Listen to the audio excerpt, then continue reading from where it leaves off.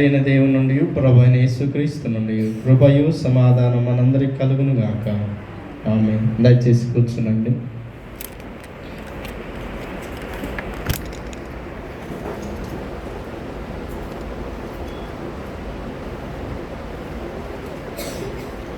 యెషయా గ్రంథము 35వ అధ్యాయము 10వ వచనాన్ని చదువుకుందాం. యెహోవా విమోచించిన వారు పాటలు పాడుచు తిరిగి సియోనుకు వచ్చెదరు. వారి తలల మీద నిత్యానందముండును. వారు ఆనంద సంతోషములు గలవారై వచ్చెదరు. దుఃఖమును నిట్టూర్పును ఎగిరిపోవును. ప్రార్థించుదాం. సర్వశక్తియు మిక్కిలి కనికరం గల దేవా, నీ నామమును మేము ఇట్లు స్తుతించి కొనియాడి ఉన్నాము. దేవా, నీ సన్నిధానంలో కీర్తనతో ఆరాధనతో నీ నామాన్ని మహిమపరిచిన మేము నీ సజీవమైన దివ్యమైన శ్రేష్టమైన వాక్యాన్ని ధ్యానించబోచుండగా నా నోటి మాటలు మా అందరి హృదయ ధ్యానము నీ దృష్టికి యోగ్యంగా చేసుకునండి. ప్రభువా, నీ వాక్యం మీద మా జీవితాలు స్థిరపడుటకు సహాయం చేయండి.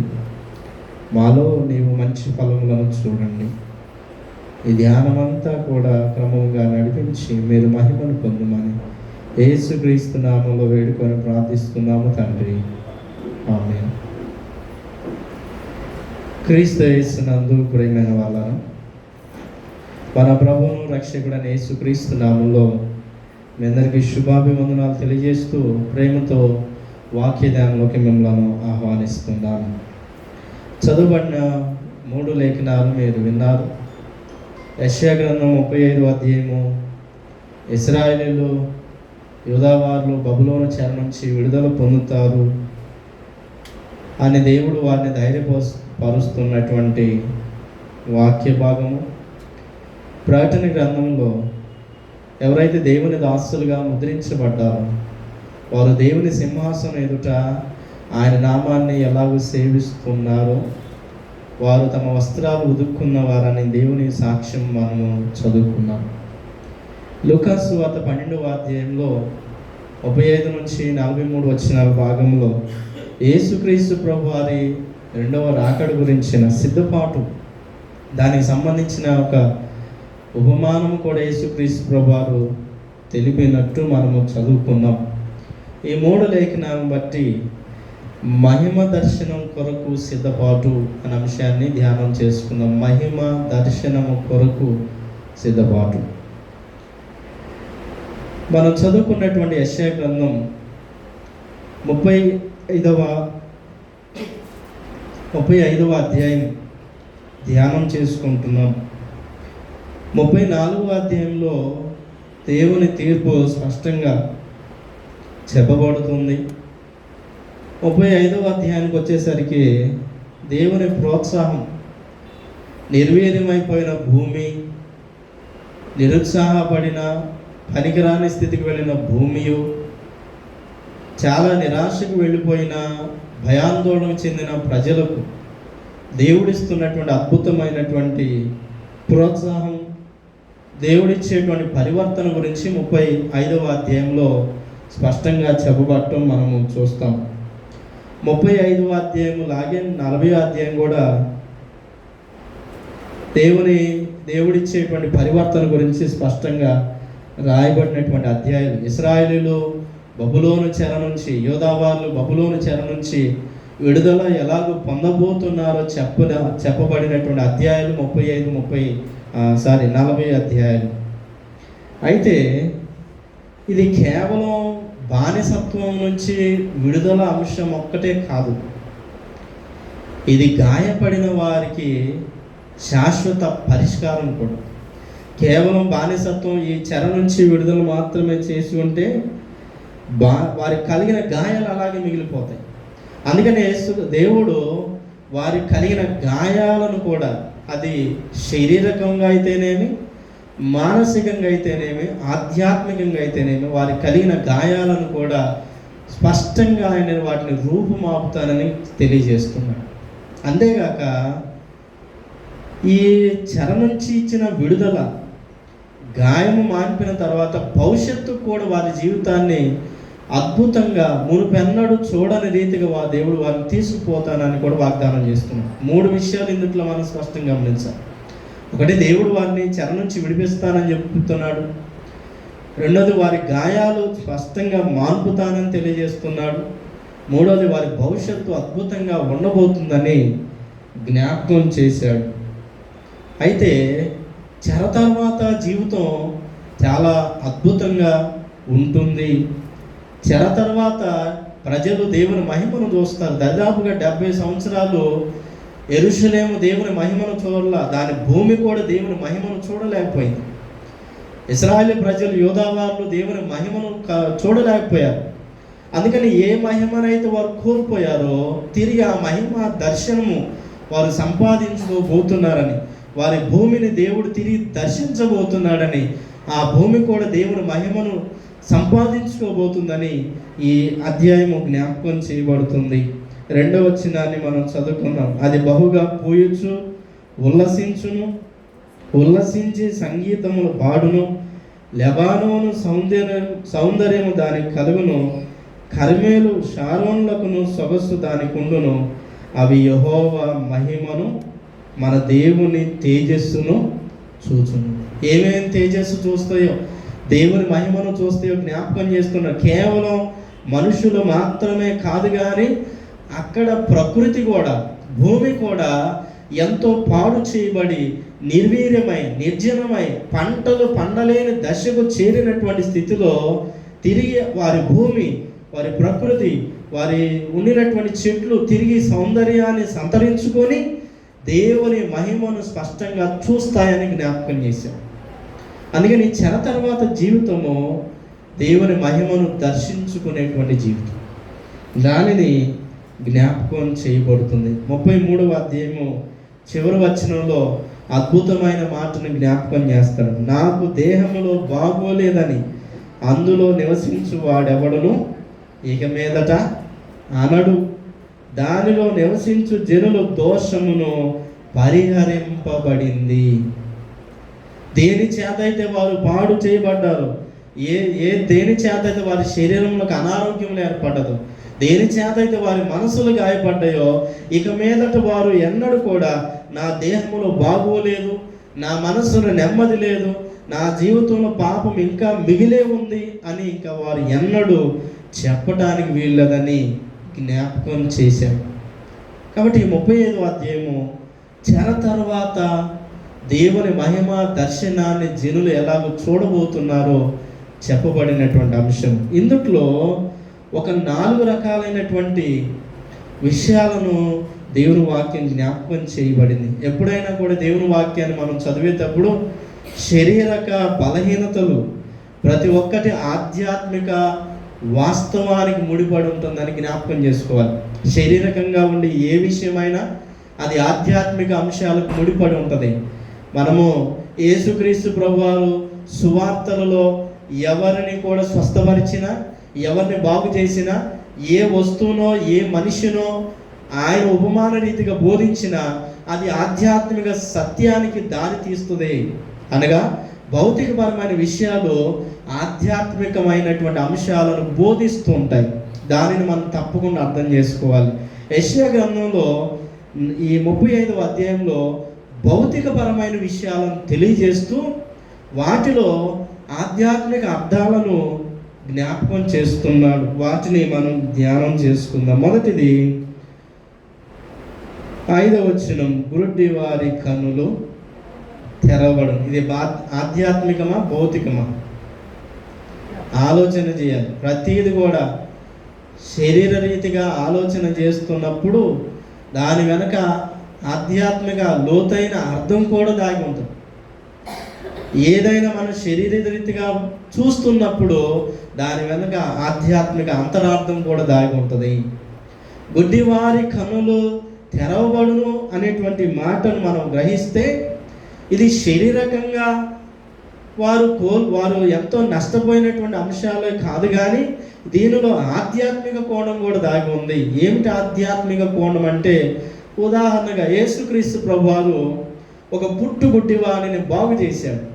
వాని కన్నులకు ఆయన ఉమ్ము రాసి సిలోయమును కోనేటిలో కన్నులు కడుక్కోమని పంపించినప్పుడు వాడు సిలోయము కోనేటిలో తన కన్నులను కడుక్కొనగా వాని కన్నులు స్పష్టంగా తెరవబడేవి. అయితే అది విశ్రాంతి దినము జరిగించినందుకు గాను నీ కన్నులను తెరిచిందెవరు, నిన్ను బాగు చేసిందెవరు అని పరిసయ్యులు ఆ గుడ్డివాడిని, బాగుపడినటువంటి వ్యక్తిని అడిగినప్పుడు ఆ పరిసయ్యులకు అతడు చాలా స్పష్టంగా వివరణాత్మకంగా చెప్పాడు. చెప్పినను వారు గ్రహింపు లేని వారైది. మరలా ఎవరు నిన్ను బాగు చేశారు చెప్పు అని అడిగినప్పుడు అతడును మరలా స్పష్టంగా చెప్పాడు. ఆయనను వారు గ్రహింపలేకపోయింది. అప్పుడు అతను చెప్పిన మాట, ఇప్పుడైతే నేను చూచుచున్నాను, ఇంతకు పూర్వం చూడలేదు కానీ ఇప్పుడు చూస్తున్నాను. మనం లేఖనాన్ని ఒకసారి జ్ఞాపకం చేసుకున్న యోహాను సువార్త 9వ అధ్యాయము 35వ వచనాన్ని ఎవరైనా చదివి సహాయం చేయండి. యోహాను సువార్త 9వ అధ్యాయము 35వ వచనం. 30వ వచనం చదువుదాం. అందుకు ఆ మనుష్యుడు, ఆయన ఎక్కడి నుండి వచ్చినో మీరు ఎరుగకపోవుట ఆశ్చర్యమే, ఆయన నా కన్నులు తెరిచెను. భౌతికంగా కన్నులు తెరుచుడు ద్వారా యేసుక్రీస్తు ప్రభువారు అక్కడ ఉండినటువంటి పరిసయ్యులకు ఆధ్యాత్మికంగా సత్యాన్ని, ఆధ్యాత్మిక లోతైన అర్థాన్ని వారికి తెలియనట్లుగా ఆయన వారికి ఆ గుడ్డివాని జీవితాన్ని పరిచయం చేశాడు. అతడు వెళ్ళటం కూడా మరి ఆ పరిసయ్యుల మధ్యకు వెళ్ళటం, ఆ పరిసయ్యులు అతన్ని ప్రశ్నించడం, పరిసయ్యులకు అతడు తగిన సమాధానం చెప్పటం, ఆ పరిసయ్యులకు తగిన రీతిగా మాట్లాడటం మూలంగా అతడిని వారు వెలివేసిరి. అప్పుడు యేసు ప్రభువారు ఈ భౌతికపరమైన అంశాన్ని తీసుకొని ఆధ్యాత్మికపరమైన అర్థాన్ని ప్రభు జ్ఞాపకం చేశాడు. అతడైతే చెప్పిన సాక్ష్యం ఏంటంటే, ఇప్పుడైతే నేను కనులారా చూస్తున్నాను. మరి చూచిన వారి సంగతి ఏంటి? చూస్తున్నటువంటి వారి సంగతి, చూస్తున్న వారు ఏమి కావాల్సిన, గుడ్డివారు కావాల్సిన 39 వచనం.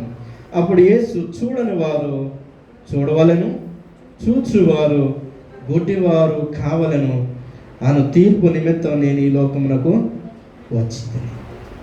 ఆధ్యాత్మికంగా ఈ సత్యాన్ని యేసు ప్రభువారి గుడ్డివారి జీవితాన్ని బాగు చేయటం ద్వారా తెలియజేస్తూ గుడ్డివారి కన్నులు తెరిచి చూచుచున్నటువంటి వారు గుడ్డివారు కావాలని జ్ఞాపకం చేశారు. ప్రియులారా, యేసుక్రీస్తు ప్రభువారు కంటి ముందర చేస్తున్న అద్భుతాలు, ఆయన మహిమ దర్శనాన్ని స్పష్టంగా అందరూ చూశారు.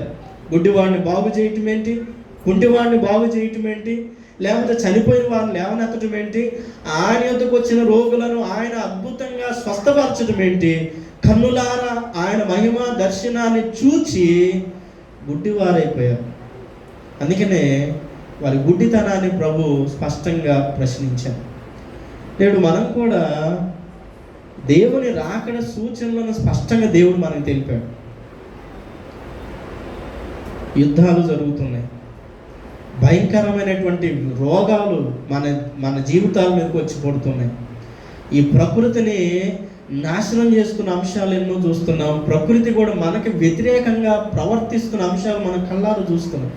కళ్ళారా చూస్తూ దేవుని శాశ్వత మహిమ దర్శనము రాబోతుందని తెలిసి కూడా కొంత గుడ్డితనంలోకి ఈనాడు అనేకులు వెళుతున్నట్లు మనం జ్ఞాపకం చేసుకుంటాం. భౌతికపరమైన విషయాల ద్వారా ఆధ్యాత్మిక సత్యాలు దేవుడు మన ముందుంచాడు. అవి చూడలేకపోతే, అవి గ్రహించలేకపోతే, ఆ మార్పులను పసిగట్టలేకపోతే, ఆ మార్పులు మనం సరిగా అర్థం చేసుకోలేకపోతే మనము కూడా గుడ్డివారమే. అందుకని మన లూకాసు సువార్తలో ఆయన రాకడ గురించి జ్ఞాపకం చేశాడు. ఆయన రాకడకి మనం ఎలా ఉండాలో నడుము కట్టుకొని దీపాలు వెలుగుచుండనిచ్చి యజమానుడి రాకడ కొరకు ఎలా ఉండాలో స్పష్టంగా చెప్పాడు. గుడ్డివారం అయి ఉండాలని చెప్పలేదు, కానీ మనము మన దీపాలు స్పష్టంగా వెలుగుచుండనిచ్చి స్పష్టంగా చూచేవారమై ఉండాలని ప్రభు జ్ఞాపకం చేస్తున్నాడు. మరి ఈ దినమున నేటి కాలంలో నిన్న మనం ఇప్పుడు వార్తలు ఎక్కువ చూస్తున్నాం. 3వ ప్రపంచ యుద్ధము వచ్చేస్తుందేమో. రష్యా ఉక్రెయిన్ మధ్య జరుగుతున్న, ఇజ్రాయెల్ ఇరాన్ మధ్య జరుగుతున్న, లేకపోతే ప్రపంచ దేశాలు యుద్ధ వాతావరణ కవింపులను బట్టి మూడో ప్రపంచ యుద్ధం వచ్చేస్తుందేమో. దేవుని రాకడ సూచనలో రాజ్యం మీదకి రాజ్యము, జనము మీదకి జనము, ఈ అంశాలన్నీ తెలిసిన మనము నేడు ఇంకను దేవుని మహాదర్శనం గురించిన సిద్ధపాటు లేకపోతే గుడ్డివారమే. ఇది మొదటి అంశాన్ని, ఆధ్యాత్మిక సత్యాన్ని అర్థం చేసుకోవటానికి దేవుడు జ్ఞాపకం చేశాడు. గుడ్డివారి కనులు తెరవబడాలి. అనేకులు ఆయనను చూచిరి, అనేకులు ఆయనను విశ్వాసం ఉంచిరి. అనేకులు ఆయనను చూచిరి, కానీ అనేకులు ఆయన యందు విశ్వాసం ఉంచరైరి అని లేఖనాలు రాయబడి ఉన్నాయి. మనం చూచి మన జీవితాలను సరిదిద్దుకొని మహిమా దర్శనం కొరకు నిరీక్షించేవారమై ఉండాలి. రెండవది, అదే అధ్యాయంలో యెషయా గ్రంథం 35వ అధ్యాయంలో రెండవ విషయాన్ని, చెవిటి వారి చెవులు విప్పబడాలి. చెవిటి వారి చెవులు స్పష్టంగా విప్పబడాలి. ఇది వినికిడి బహుమతి. చాలామందికి లేనటువంటి అంశం ఏంటంటే వినటం. అందరూ శ్రోతలే, అందరూ మాట్లాడేటువంటి వారు, కానీ శ్రోతలు ఎవరు? వినేవారు తక్కువ, మాట్లాడేవారు ఈ సమాజంలో ఎక్కువైపోయారు. పోనీ ఎదుటివారు మాట్లాడుతున్న దాన్ని విని కూడా గ్రహించుకోలేనటువంటి వారు చాలామంది ఉన్నారు. 1కి 3 సార్లు చెప్పినా, 4 సార్లు చెప్పినా కూడా స్పష్టంగా గ్రహించుకోలేనటువంటి వారు. అందుకని యేసుక్రీస్తు ప్రభు వారు చెవిటి వారి జీవితాలను తీసుకొని ఆయన అద్భుతంగా ఎంతోమందికి ఆధ్యాత్మిక సత్యాన్ని జ్ఞాపకం చేస్తాడు. యోహాను సువార్త 12వ అధ్యాయంలో యేసుక్రీస్తు ప్రభు వారు పరలోకమున తండ్రికి ప్రార్థన చేస్తున్నాడు. ఆకాశం వైపు కనులెత్తి ప్రార్థన చేస్తున్నాడు. చాలా అద్భుతంగా ప్రార్థన చేస్తుంటే ఆకాశం నుండి ఒక శబ్దం వినబడింది. ఆ శబ్దం అందరూ విన్నారు. చూడండి, ఆ శబ్దం అందరూ విన్నారు, కానీ ఆ శబ్దానికి లోబడినటువంటి వారు ఎందరూ ఉంటారు? ఆ శబ్దం గురించి చాలామంది చాలా రకాలుగా మాట్లాడుకున్నారు. యోహాను సువార్త 12వ అధ్యాయము 27 నుంచి 29 వచనాలు కలిగిన భాగమును మనం జ్ఞాపకం చేసుకుందాం. 28వ వచనం, తండ్రి నీ నామం మహిమపరచుమని చెప్పాను, అంతటా నేను దాన్ని మహిమపరిచితిని. మరలా మహిమపరుతునని ఒక శబ్దం ఆకాశం నుండి వచ్చాను. కాబట్టి అక్కడ నిలుచుండి వినినటువంటి సమూహము ఉరిమెను అనేది. కొందరు ఉరిమెను అనేది, మరి కొందరు దేవదూత ఒకడు ఆయనతో మాట్లాడినది. అందుకు యేసు, ఈ శబ్దం నా కొరకు, ఎవరు కూడా తమ కోసం వచ్చిందని అనుకోవట్లేదు. చూడండి, ఆకాశం నుండి వచ్చిన శబ్దం ఏంటి? మీరు స్పష్టంగా లేఖనాలను గమనించాలి. 28వ వచనం, తండ్రిని నామం మహిమపరచుమని చెప్పాను, అంతటి నేను దానిని మహిమపరచుము.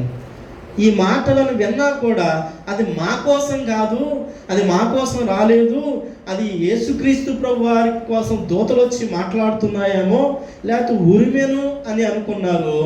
రకరకాలుగా భావించుకుంటున్నారు, కానీ ఇది మా కోసం అని అనుకోవట్లేదు. కానీ యేసుక్రీస్తు ప్రభు వారు చెప్పిన మాట, ఇది నా కోసము రాలేదు. ఎవరి కోసం వచ్చిందంట?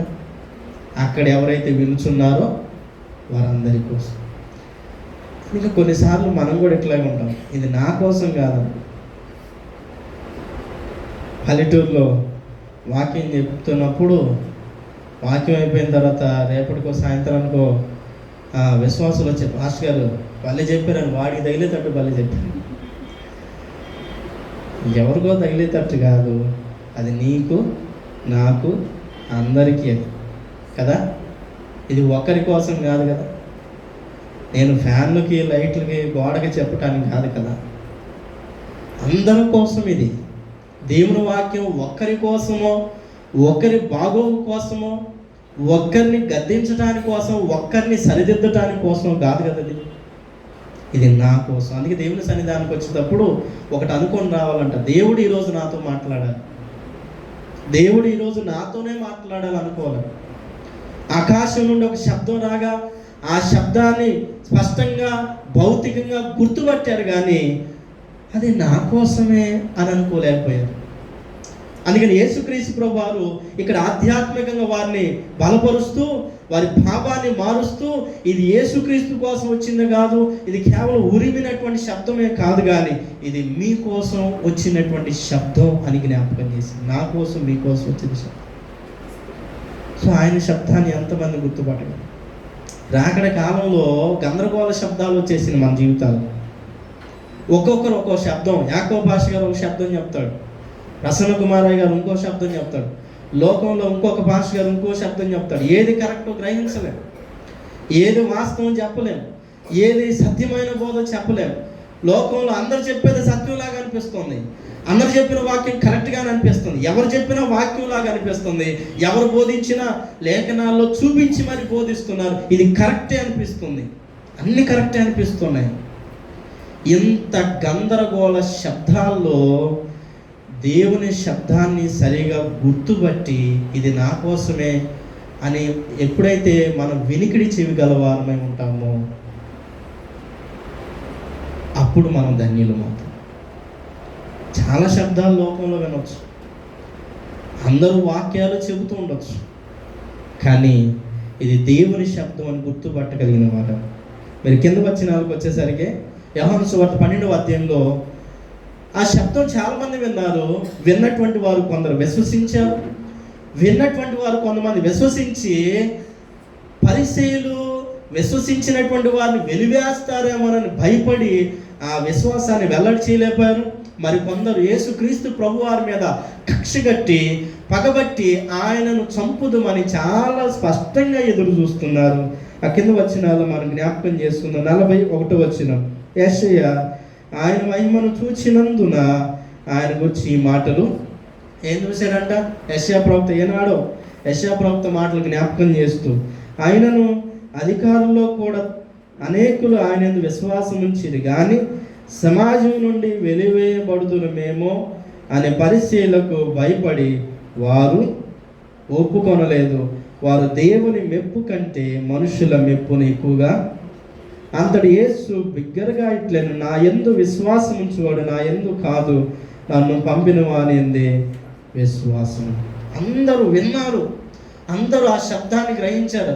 అక్కడ పండుగకు ఆరాధించి వచ్చినటువంటి వారందరూ కూడా విన్నారు. కానీ ఎంతమంది ఆ శబ్దాన్ని విని గ్రహించి లోబడి విశ్వాసాన్ని బహిర్గతంగా వెల్లడి చేయగలిగారు? కనుక నేడు కూడా మనము చెవిటి వారంగా మారుతున్నామేమో. ఆనాడు దేవుని శబ్దాన్ని విని దేవుని మహిమ దర్శనాన్ని చూసి కూడా ఏమీ తెలియనటువంటి వారుగా. అందుకని యేసుక్రీస్తు ప్రభు చాలాసార్లు లేఖనాల్లో మాట్లాడిన మాట, వింటున్నారు కానీ గ్రహింపకుందురు అంట. వింటున్నారు కానీ గ్రహింపకుందురు. అలాగన భౌతిక పరంగా జరిగిన అంశాన్ని తీసుకొని ఆధ్యాత్మికంగా సత్యాన్ని ప్రభు వెల్లడిచేశాం. ఒకటి మనం చూస్తున్నాము, రెండోది మనము వింటున్నాము, మూడోది కుంటివాడు దుప్పివలే గంతులు వేయననే మాటను జ్ఞాపకం చేశారు. కుంటివాడు దుప్పివలే గంతులు వేయ, ఇది భౌతికపరమైన అంశం. ఒకని కుంటితనము గురించి మనం ఎన్నోసార్లు బహుశా ఎగతాళి కూడా చేస్తున్నా, అంగవైకల్యం గల వారిని ఎగతాళి కూడా చేస్తాం. ఒకరి పుట్టు గురించి కూడా చాలా హేళన చేస్తుంటాం, చాలా వారిని మనం ఎగతాళి చేస్తుంటాం. అంగవైకల్యాలను బట్టి మనిషిని కూడా చాలా చిన్నగా కూడా మాట్లాడుతుంటాం.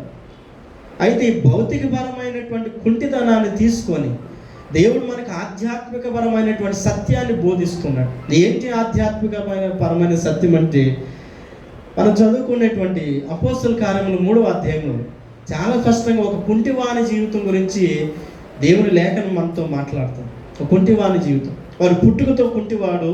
కొందరు అతన్ని దేవాలయం వద్దకు ప్రతిదినం తీసుకొస్తున్నారు. అతడు ప్రతిదినం దేవాలయ ద్వారం వద్ద లోపలికి వెళ్ళుచున్నటువంటి వారిని భిక్షమడుక్కుంటున్నాడు. అతని జీవితంలో కుంటితనమే అతని జీవితంలో భయంకరమైన లోపము. అయితే పేతురు యోహానులు శృంగారం అనే దేవాలయానికి వచ్చినప్పుడు అతడు వారి తట్టు తేరి చూచినప్పుడు పేతురు యోహాను చెప్పిన మాట, అయ్యా మా యొక్క వెండి బంగారాలు అయితే లేవు కానీ మాకు కలిగినదే నీకు ఇస్తున్నాను. నజరేయుడైన యేసు నామములో నీవు లేచి నడుము అని చెప్పిన వెంటనే అతడు దిగ్గున లేచి నడిచి గంతులు వేయచ్చు అతడు వెళ్ళిపోయాడు. మనం అపోస్తుల కార్యంలో ఒకరు చదివి వినిపించండి. అపోస్తుల కార్యంలో 3వ అధ్యాయము 7-8 వచనాలు. వాని కుడి చేయి పట్టుకొని లేవనెత్తెను, వెంటనే వాని పాదములు చీల మండలములో బలము పొందెను. వాడు దిగ్గున లేచి నిలిచి నడిచెను, నడుచుచు గంతులు వేయచ్చు దేవుని స్తుతించు వారితో కూడా ఎక్కడికి వెళ్ళాడు? దేవాలయం లోపలికి వెళ్ళాడు. ఈ మాట మీరు నోట్ చేస్తారు. దేవాలయం లోపల ఉండినట్టు వారు వందల సంవత్సరాలుగా వారి జీవిత సంవత్సరాలు ఎన్నో అన్ని సంవత్సరాలు దేవాలయానికి వెళ్తున్నటువంటి వారు ఉన్నారు, కానీ దేవాలయానికి వెళ్ళి వారు కుంటివారుగానే మిగిలిపోయారు. దేవాలయం ద్వారం వద్ద లోపలికి వెళ్ళలేనటువంటి స్థితిని అనుభవించినటువంటి వారు దేవాలయం లోపలికి వెళ్ళి దేవుణ్ణి మహిమపరిచారు. అది స్పష్టంగా చూశారు. ఈ భౌతికపరమైన అంశం అందరూ స్పష్టంగా చూశారు. అందరూ ఆశ్చర్యపోయారు. 12వ వచనం, పేతురు దీనిని చూచి ప్రజలతో ఇట్లా, నేను ఇశ్రాయేలులారా, మీరు వీని విషయమై ఎందుకు?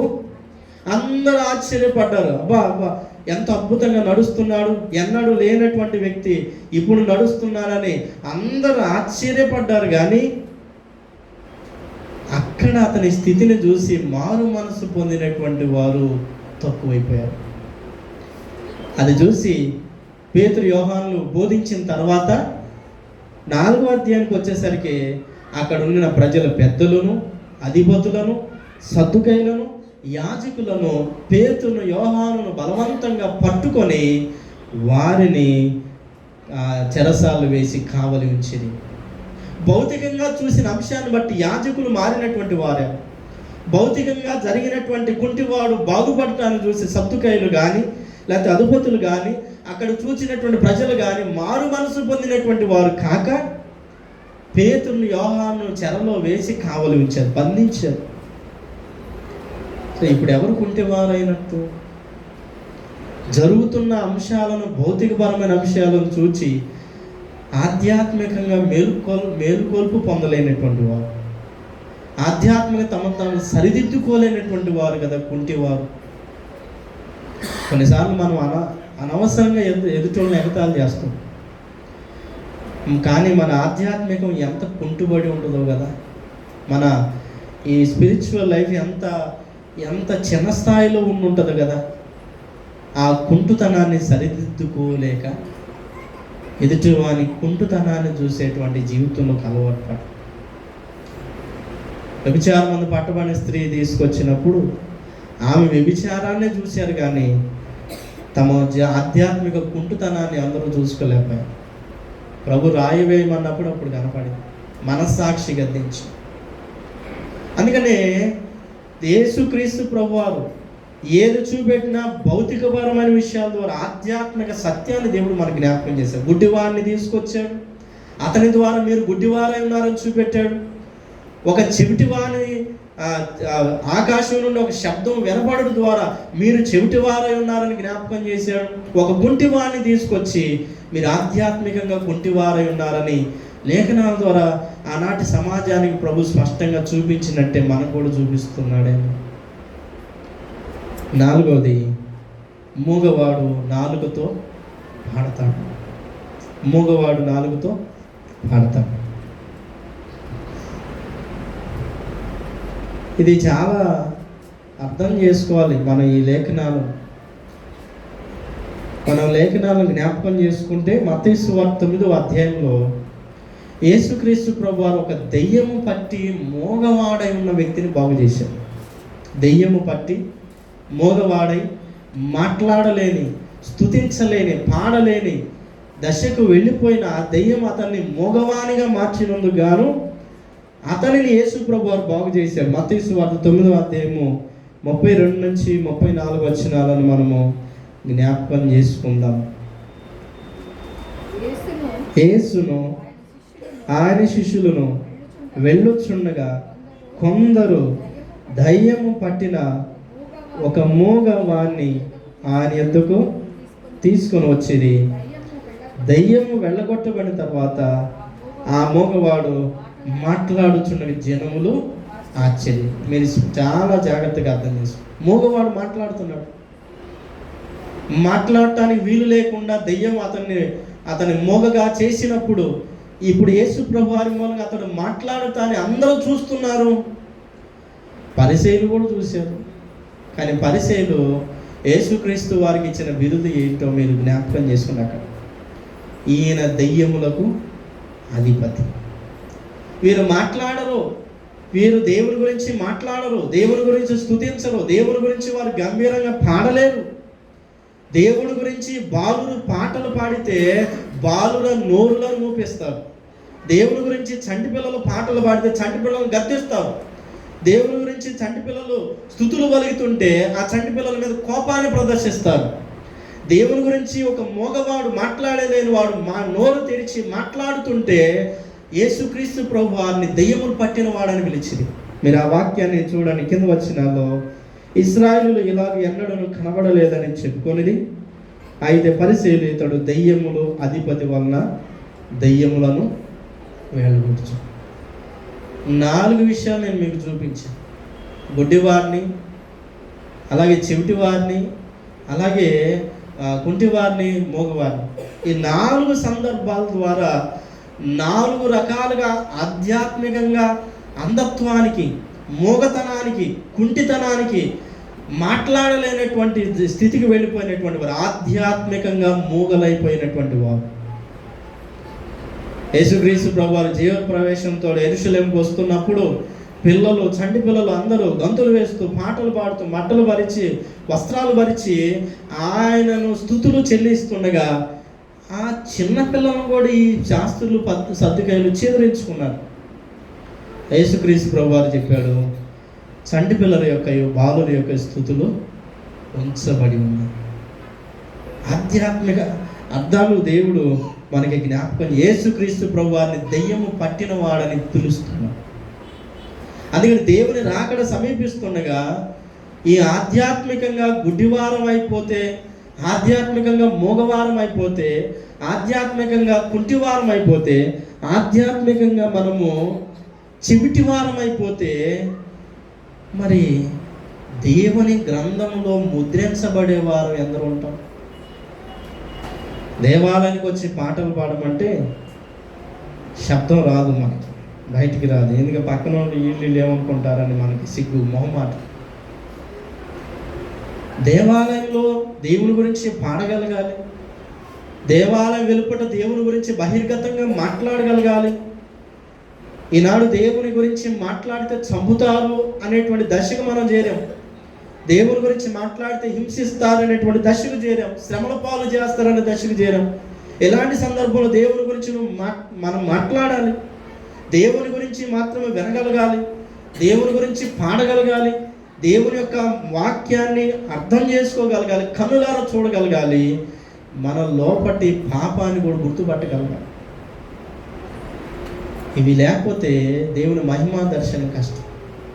యెషయా గ్రంథంలో చెప్పబడిన ఈ మాటలు గుడ్డివారికై, మూగవారికై, చెవిటివారికై, కుంటివారికై చెప్పబడిన ఈ మాటల్లో భౌతిక పరంగా చాలామంది స్వస్థత పొందుతారు, కానీ ఆధ్యాత్మికంగా మరి ఈ మాటలు ఎంతమంది జీవితాల్లో నెరవేరుతాయి? చెర నుంచి బయటకు వచ్చినటువంటి వారు, నేను పాపం చేశాను, గుడ్డివాడనై పాపం చేశానని తెలుసుకున్నటువంటి వారు ఎంతమంది ఉంటారు? ఇదిగో నేను చెవిటివాడనే దేవుని మాటను పెడచెవిని పెట్టి దేవుని మాటకు వ్యతిరేకంగా పాపము చేసినందువల్ల దేవుడు నన్ను చెరకు పంపించాడని గ్రహించుకుని వారు ఎంతమంది ఉంటారు? ఇదిగో నేను దేవుని మాటను పెడచెవిని పెట్టి నా జీవితాన్ని కుంటుగా మార్చేసుకున్నానని కుంటుతనాన్ని గుర్తు చేసుకునేది ఎంతమంది ఉంటారు? దేవుని మాట విననందువలన నేను మూగవాడనైపోయాను, నా సితారాలు తీసుకువెళ్ళి నేను నిర్వంధి చెట్లు తగిలించానని ఎంతమంది గ్రహించుకున్న వారై ఉంటారు? నా మాటలు మీరు గ్రహిస్తున్నారనుకుంటూ వారి చెరకు వెళ్ళేటప్పుడు వారి స్థితి అది. వారి చెరకు వెళ్ళే కాలానికి వారు దేవుని మాటలు చూడలేనటువంటి గుడ్డివారయ్యారు. వారి చెరకు వెళ్ళే కాలానికి దేవుని మాటలు వినలేనటువంటి చెవిటివారయ్యారు. వారి చెరకు వెళ్ళే కాలానికి కుంటి స్థితిని అనుభవించారు. చెరకు వెళ్ళే కాలానికి వారు మూగవారైపోయారు. వారు ఏడ్చుచు బబులోను నదుల యొద్ద తమ సితారాలను నిరవంజి చెట్లకు తగిలించారు. అందుకని తిరిగి వచ్చే కాలానికి వెళుతున్నప్పుడు ఎట్లా వెళ్ళారో, తిరిగి వస్తున్నప్పుడు దేవుడు పరిపూర్ణంగా పరిపూర్ణంగా మార్పును, పరిపూర్ణంగా ఆయన ఎంతో సరిదిద్దుతూ పునర్జీవాన్ని పునఃస్థాపన చేస్తూ ఆయన వారి జీవితాన్ని చక్కదిద్దుతున్నాడు. మరి దేవుని రాకడ సమీపంగా ఉంది. ఆయన రాకడ సమీపం ఉన్నప్పుడు బహుశా మనం కూడా ఈ 4 దశల్లో ఉన్నామేమో. గుడ్డివారమై, చెవిటివారమై, మూగవారమై, కుంటివారమై. అంటే ఇది కంటికి కనబడుతున్నది కాదు. ఇది కంటికి కనబడినటువంటి ఆధ్యాత్మిక స్థితి, ఆధ్యాత్మిక చీకటితనం, ఆధ్యాత్మికంగా అంధత్వం.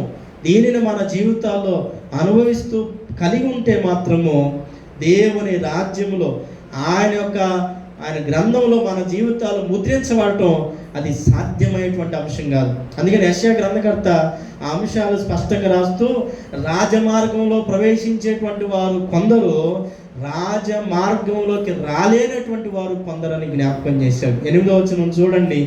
రాజమార్గంలో పరిశుద్ధులు ప్రవేశిస్తున్నారు, రాజమార్గంలో అపవిత్రులు రాబడటం లేదు, వారు అక్కడే ఆగిపోతున్నారని జ్ఞాపకం చేయబడుతుంది. 8వ వచనాన్ని నేను చదువుకుందాం.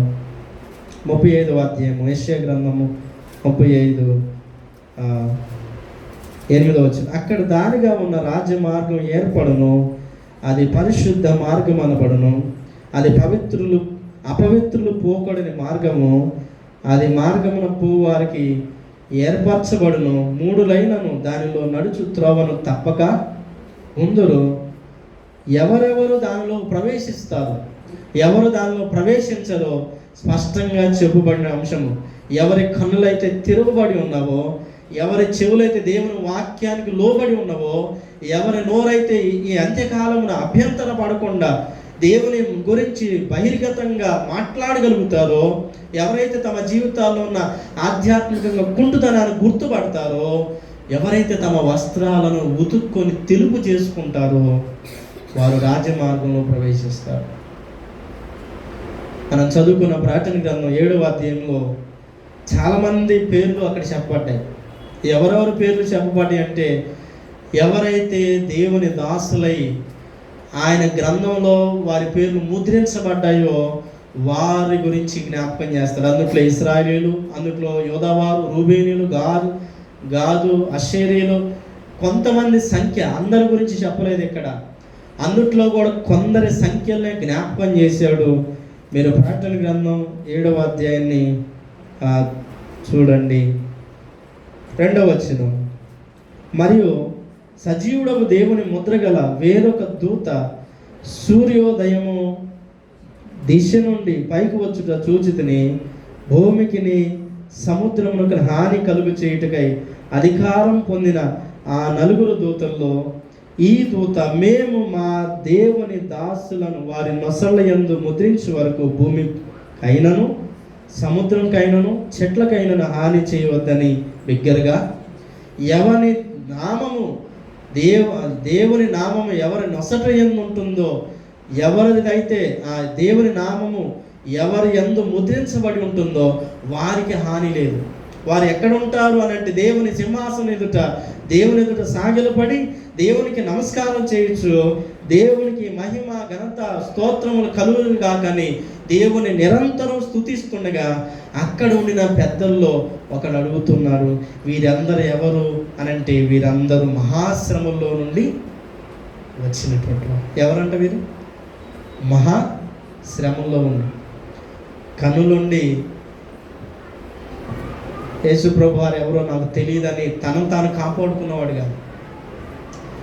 చెవులుండి దేవుని వాక్యాన్ని వినలేక మూర్ఖంగా ప్రవర్తించినటువంటి వారు కాదు. నోరుండి దేవుని గురించి బహిర్గతంగా మాట్లాడితే ఈ లోకం నన్ను ఎక్కడ శ్రమల పాలు చేస్తుందేమో అని భయపడి తనను తాను కాపాడుకున్నటువంటి వాడు కాదు. ఆధ్యాత్మికంగా ఎప్పుడు ఎదుటివారి లోపాలను చూసి తన లోపాన్ని చూసుకోలేని కుంటివాడు కాదు.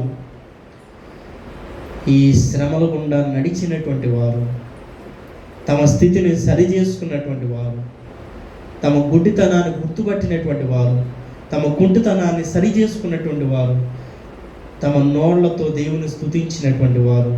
ఆ నోరుతో మాట్లాడితే శ్రమ అని తెలుసు, కానీ నోరు తెరిచి దేవుని గురించి మాట్లాడు. అపోస్తలుల గారు మనకి ఎక్కువ చాలా బాగా ఇష్టమైన లేఖనాలు ఉంటాయి. వారు కొట్టబడినందున దేవుని మహిమపరుచుచు ఇంటికి వెళ్ళిరని లేఖనాలు. వారు యేసుక్రీస్తు నామమున వారు కొట్టబడినందుకు గాను, హింసించబడినందుకు గాను, దూషించబడినందుకు గాను వారు చాలా సంతోషంగా పాటలు పాడుకుంటూ ఇంటికి వెళ్ళిరి. అపోస్తలులైన ఈ శిష్యుల గురించి చెప్పబడిన మాటలు. కొడతానేమో అని భయపడలేదు వాడు, కానీ క్రీస్తు గురించి మాట్లాడటంలో వారు ఎన్నడూ అభ్యంతరం పడలేదు. మరి దేవుని రాకడ మనకు సమీపంగా ఉంది. మనందరికీ తెలుసు, ఎవరూ గుడ్డివారం కాలేదు, ఎవరూ చెవిటివారం కాలేదు, ఎవరూ మూగవారం కాలేదు. కానీ ఒకవేళ మన జీవన ప్రయాణంలో అలా మారుతున్నామేమో, మన బలహీనతల చేత, మన భయము చేత, మనకు ఉండినటువంటి ఈ లోకములో ఉన్నటువంటి ఆశల చేత, కోరికల చేత మనము వాటిని బహిర్గతంగా చేయలేక దాచుకున్నటువంటి వారం అవుతున్నామేమో. యేసుక్రీస్తు ప్రభు వారి మాటను జ్ఞాపకం చేస్తూ, పాత నిబంధన లేఖనాలను జ్ఞాపకం చేస్తుంది. దేవుని మాట తత్తరిల్లిన హృదయాలను ధైర్యపరచాలి. ఎంతోమంది లోకంలో ఈ దేవుని గురించి మాట్లాడటంలో చాలా భయపడడం, వణుకు కలుగుతున్నటువంటి దశలు. అనేక అంశాల చేత భయపడినటువంటి వారిని ధైర్యపరిచేటువంటి మాటలు దేవుడు మనకి ఇచ్చి ఉన్నాడు. దేవుని రాకడ సమీపిస్తుండగా ఈనాడు మనం ఎలా ఉన్నాం? దేవుని రాకడ సమీపంగా ఉంటుండగా సిద్ధపడిన సంఘంగా మనం ఉండగలుగుతున్నామా? ఆయన మహిమ దర్శనాన్ని పొందుకునేటువంటి సంఘంగా మనం ఉండగలుగుతామా? అందుకే మత్తయి సువార్తలో యేసుక్రీస్తు ప్రభు వారు ఒక ఉపమానం చెప్పాడు. ఆ యజమానుడు దూరదేశం వెళ్ళి తిరిగి వచ్చేలోపు గృహ నిర్వాహకుడు గురించి మాట్లాడటం మనం చూస్తాం. 12వ అధ్యాయము 42వ వచనం.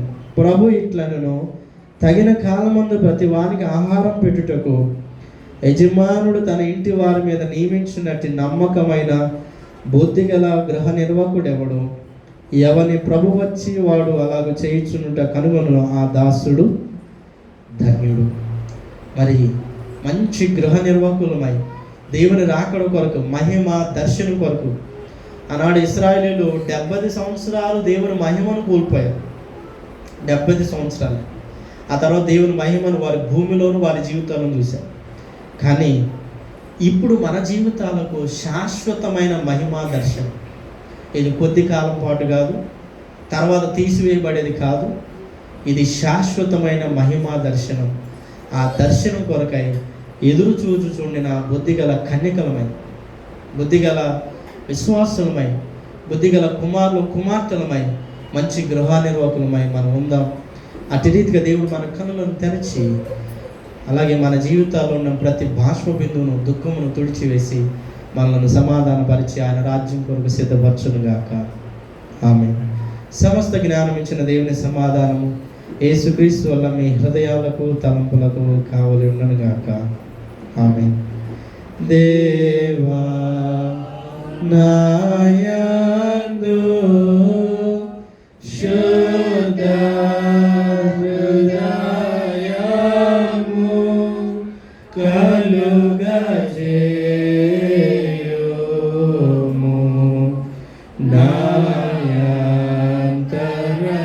నాయంతరంగములో స్థిరమైన మనసును ధనముగా పుట్టించుము. నీ సన్నిధానములో నుండి నన్ను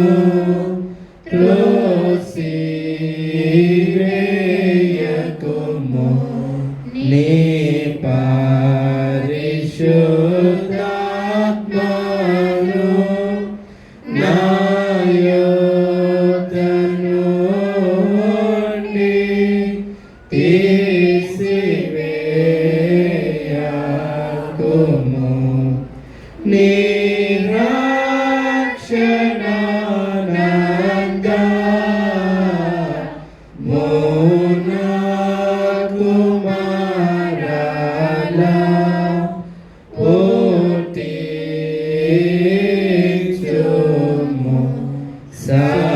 మాతిగల మనసు కలుగా చేసి నన్ను దృఢపరచుము.